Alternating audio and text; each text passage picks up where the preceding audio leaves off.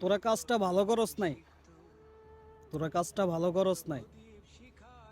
যে মানুষটার পুরাই একজন পাগল, যার বাপ নাই, মা নাই, ভাই নাই, বোন নাই, তার ভালোবাসার মানুষটা পর্যন্ত তারা সেকা দিয়া চলে গেছে, সে মানুষটা পাগল হয়ে গেছে।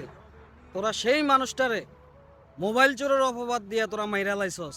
তোরা বাতের হোটেল খুলছস, তোরা বিশ্ববিদ্যালয়ে বাতের হোটেল খুলছস, ভাত খাওয়াইছস, আখেরি খানা খাওয়াইছস, আখেরি খানা খাওয়াইয়া বেটারে দুনিয়া থেকে শেষ করে দিছস। তোফাজ্জল বাইরে, তোরা কি কামটা কি ভালো করছস?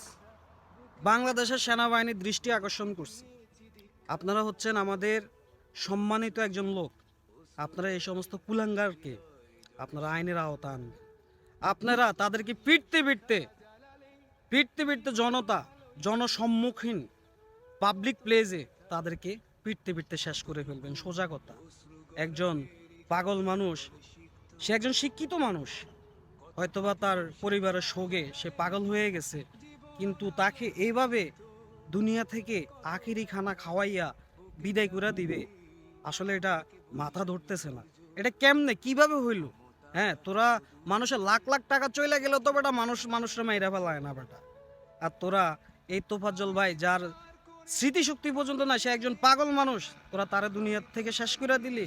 তোরা কাজটা ভালো করস নাই, কাজটা ভালো করস নাই। তোদের বিচার আল্লাহ করব, আল্লাহ করব, আল্লাহ করব।